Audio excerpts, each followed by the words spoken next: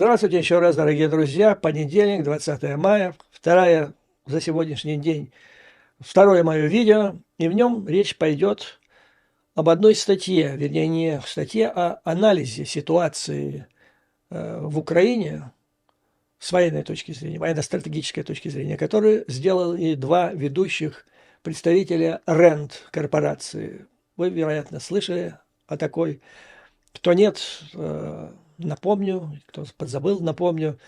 Это один из старейших, крупнейших и влиятельнейших мозговых центров Соединенных Штатов Америки, который известен своими близкими связями с Пентагоном.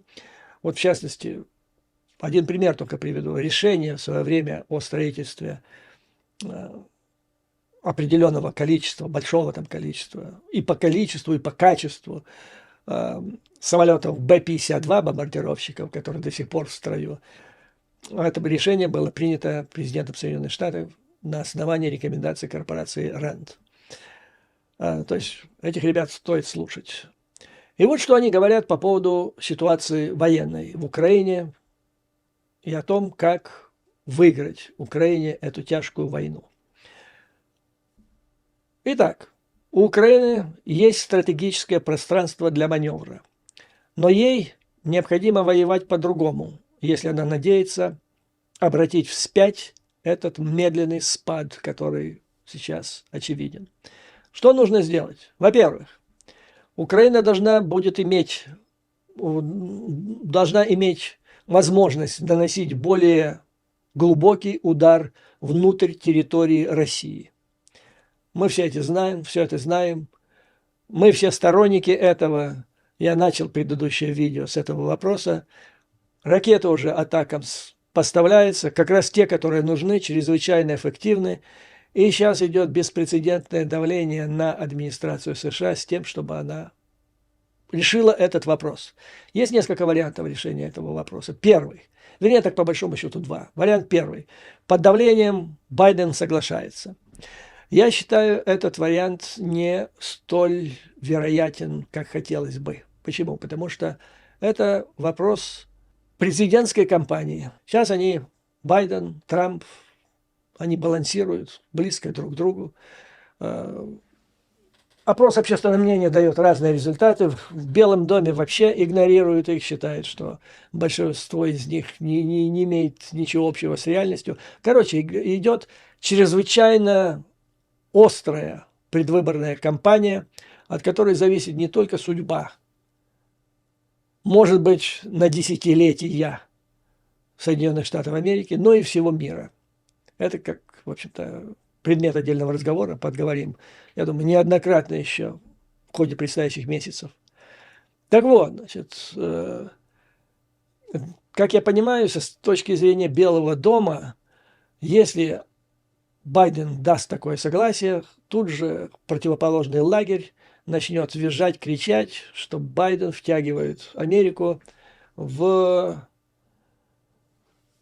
Третью мировую войну. Будет крика, визга. Не надо меня убеждать, что этого ничего не будет, что никакой Третьей мировой, я все это понимаю, но это предвыборная кампания. Будет много крику, визгу.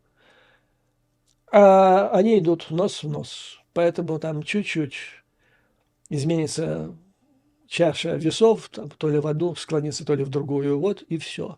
Поэтому, естественно, опасения штаба Байдена не предпринимать никаких противоречивых действий, которые могли бы быть использованы противоположной стороной. Конечно, каждый из нас вправе обрушить гнев на Байдена, обозвать последние словами там, и так далее. Но давайте будем честными. Вот возьмем ситуацию в Украине. Чем руководствуется Зеленский сейчас, когда решается вопрос, жить или не жить, быть или не быть в Украине? Прежде всего, своими собственными политическими интересами, рейтингом, перспективой предвыборной кампании. Почему он убрал Залужного всю команду? Он обезглавил, он совершил преступление, которое, как предупреждал Запад, может иметь катастрофические последствия для страны. Зеленский на это пошел, на эти катастрофические последствия, из-за своих там политических амбиций и так далее.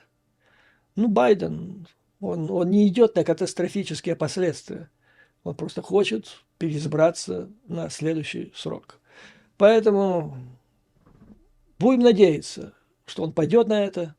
У меня есть надежда. Она не на нулевом уровне, но я считаю, что она менее возможна, чем второй вариант. А второй вариант – найти, наконец-то, возможность пропустить поставку этих атакамс, разрешение на их использование, как-то так вот по хитрым каналам. Ну, допустим, НАТО, как сказал об этом Столтенберг, как организация, за использование атакамс для дальнобойных ударов по российской территории. Окей. Великобритания, еще какая-то там страна на подходе, Франция, парламент, влиятельнейший комитет по иностранным делам выступает за это.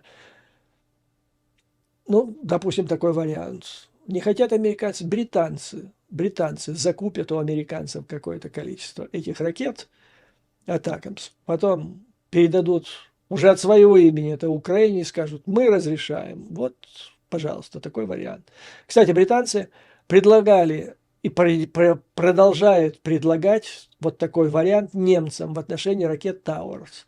То есть британцы или покупают эти ракеты у немцев, а потом передают Украине, или же они обменивают типа бартера, забирают Торус у немцев, дают им взамен Storm Shadow, а потом передают эти Торус Украине. То есть ходы, есть ходы. И я думаю, что вот это более такой реальный путь. Тем более, что, всем понятно в Соединенных Штатах Америки, исключая, может быть, небольшого количества идиотов, что, это маразматическая просто ситуация. То есть агрессор имеет преимущество, искусственно созданное. Он может бить, а по нему нельзя бить. Но это просто идиотизм. И Соединенные Штаты, администрация подвергается сильнейшему давлению с тем, чтобы это безобразие прекратить и дать Украине такую возможность. Так вот, значит, первое, что должна сделать Украина? Она должна иметь право, получить право наносить глубокие удары вглубь российской территории. Почему это необходимо?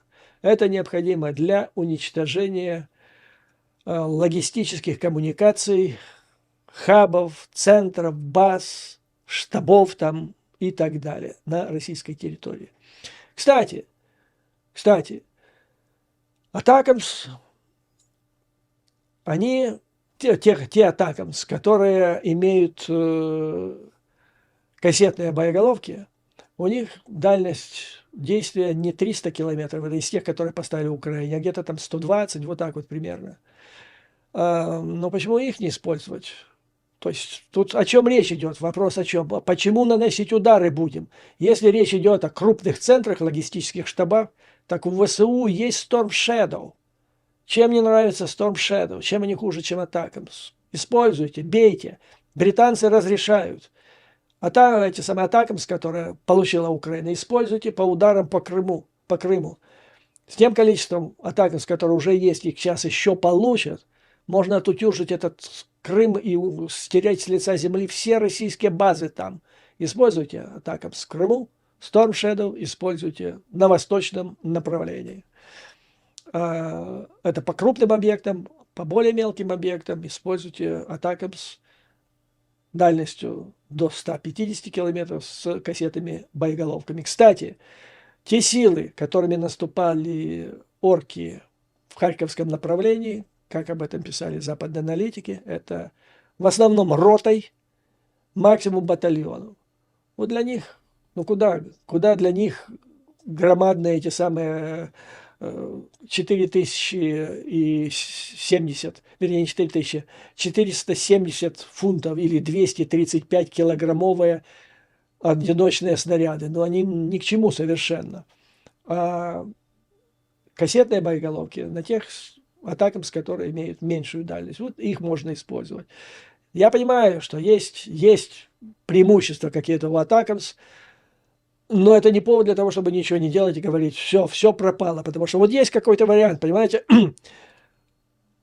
Зеленскому обозначили западные аналитики, почему произошли проблемы на Харьковском направлении. Непоставка в течение полугода американского оружия. Затем отсутствие или плохие, никудышние укрепления первой линии обороны, отсутствие нужного количества живой силы. То есть, что нужно делать Зеленскому? Нужно мобилизацию, хочешь не хочешь, 300 тысяч надо где-то найти, которые не хотят воевать, потому что Зеленский с Ермаком довели страну до такого состояния, когда в начале агрессии очереди стояли, а сейчас людей силой отлавливают. А почему? А потому что вот это результат действия дуумвирата Зеленского и Ермака. Прямой результат. Так вот, значит, если не хотят этим делом заниматься, начинают кричать: а дайте нам вот, дайте нам то, дайте нам все, иначе все пропало. Окей, значит, нужно наносить более глубокий удар Украине для того, чтобы уничтожать логистические центры. Второе. Нужно уничтожать самолеты, с которых, значит, запускают вот эти страшные бомбы, которые наносят неимоверный ущерб и Харькову, и оборонным позициям ВСУ. То есть уничтожать самолеты, уничтожать беспилотники, поражать российские авиабазы и прочие бомбардировщики, ракетные пусковые установки и так далее. Здесь подчеркивается, что Британия уже сделала шаг в этом направлении и разрешила Украине использовать свои ракеты Storm Shadow. Используйте, начинайте. Теперь настало время Соединенных Штатов последовать примеру Великобритании. Пишет самое, пожалуй, влиятельное аналитическое агентство Соединенных Штатов Америки. Второе. Украине также потребуется определенный воздушный потенциал. Но здесь что имеется в виду? Помимо ракет нужно иметь еще самолеты F-16. Ну, здесь говорится о том, что российская авиация сыграла существенную роль в том, что контрнаступление не получилось. А возникла ситуация, когда тяжелые танки боевые, о которых столько было разговоров, когда они двинулись, против них взлетел К-2 аллигатор, и были запущены дроны. И оказалось, что тяжелый танк без воздушной поддержки бессилен, безоружен против этих двух видов оружия. Поэтому надо его прикрывать. Но для этого надо еще поставить правильное вооружение. Я об этом говорил, потому что если поставить ракеты Сайдвиндов, то, в общем-то, толку от этих F-16 будет немного. Они будут отставать от современных российских самолетов. Поэтому нужны последние модификации ракет воздух-воздух. Помимо этого нужен более широкий набор средств, которые нужно поставить Украине. Как сказал командующий ВВС Соединенных Штатов в Европе генерал Хекер, F-16 – это достаточно старый самолет. И обучение летать на нем, он говорит, что нужны годы, чтобы как следует научиться на нем летать эффективно. Поэтому, как он считает, они вряд ли станут, как принято говорить в Америке, серебряной пулей для украинской авиации, которая решит все вопросы. Поэтому необходимы и дроны, которые могут летать на большой высоте, и необходимо укрепить РЭП, средства радиоэлектронной борьбы. И вот эта комбинация F-16, затем вот эти мощные дроны, большие, крупные, летающие на большой высоте, плюс система РЭП, позволит создать, вот это интересно, что они говорят, пишут, эта комбинация позволит создать импульсы превосходства украинской авиации в определенном районе. То есть внезапно намечено где-то контрнаступление. Там вроде в воздухе никакой опасности для россиян нет. И вдруг именно в этом районе в определенный момент возникает вот этот импульс, то есть появление вместе вот этих трех элементов, которые я только что назвал. И они начинают эффективно взаимодействовать и ставят под контроль небо в этом месте, где начинается контрнаступление. Вот именно это, как считает представитель РЕНД, и необходимо создать. Третье. Оружие оружием. Но Украине придется пойти на больший операционный риск, когда она начнет контрнаступление. Дальние удары по российским военным объектам в самой России, сочетаясь с импульсным потенциалом воздушной мощи, то есть создание временного превосходства в конкретном районе, в конкретное время, могут создать условия для успеха наземного контрнаступления. И они нужны именно для этого. Потому что просто пулять или запускать там то ли Атакамс, то ли Storm Shadow, или F-16 ракеты, этим не отвоюешь земли, которые захватил агрессор. Для этого необходимо наземное контрнаступление. Поэтому украинцам придется принять оперативный риск и столкнуться с вероятностью того, что первые дни или недели этого наступления будут стоить больших потерь. В настоящее время война в Украине может выглядеть достаточно мрачных, в унылых тонах. Но исход конфликта далеко не предрешен. Благодаря последним пакетам помощи у Украины теперь есть ресурсы для решения вот этих вопросов. Но что еще более важно, Украине и ее западным сторонникам придется изменить общий подход. Украина больше не может позволить себе просто ждать русских, когда они начнут наступать, а ВСУ начнут их калашматить. ВСУ больше не могут позволить себе просто ждать наступления русских и надеяться, что артиллерийские дуэли на востоке Украины в конце концов обернутся в их пользу. Вместо этого придется перейти в наступление, а это сопряжено с определенным риском эскалации. Авторы считают, что Украине легче пойти по этому пути, поскольку на кону стоит само ее существование. То есть Украина, с их точки зрения, легче пойдет на этот риск. Однако для администрации Байдена принятие такого риска будет означать принятием потенциально эскалационных последствий, которые могут последовать за этим. Это трудный выбор, однако отказ от выбора может быть еще более рискованным. Это то, о чем я сказал несколько минут назад. То есть это вопрос предвыборной борьбы.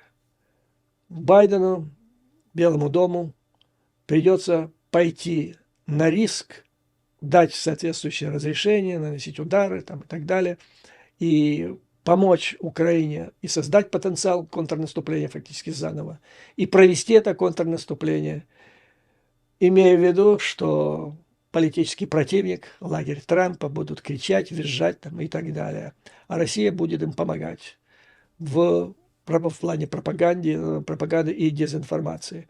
То есть тут Байдену, по большому счету, придется решить вопрос, что для него важнее. Или же свои перевыборы в качестве президента, или же помочь Украине, поскольку вопрос этот не только для Украины, не только для Европы, но это фактически вопрос о всем миропорядке.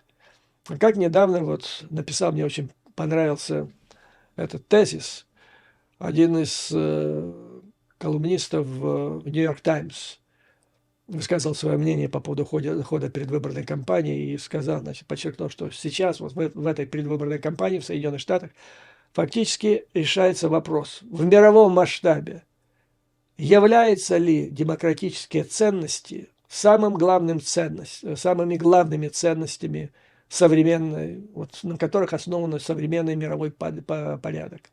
Является ли это тем, ради чего можно пожертвовать всем остальным? То есть, если это самое главное, на чем вертится мир, как писал поэт, или нет? Это важнейший вопрос, и принять его, вот правильно сделать правильный вывод, пожертвовать своим политическим будущим, своей карьерой ради чего-то великого, так далее. Вот сможет ли это сделать Байден? Это вопрос. Ну, скоро мы, в ближайшее время, я думаю, мы услышим ответ на него. Вот на этом, дорогие друзья, позвольте закончить сегодняшнее видео. Их у меня 2 оказалось. Благодарю за внимание. Событий много. Буду пытаться наверстать упущенное. Следующая у нас тема – это Китай. Важнейшая тема, и от которой много зависит. Ну и здесь есть больше позитивного, чем негатива. Итак, спасибо за внимание. Как обычно, слава Украине, вооруженным силам. Враг будет разбит, победа будет за нами. Вам, дорогие друзья, как обычно, выдержки, мужества и твердой веры в нашу неизбежную победу. До скорой встречи.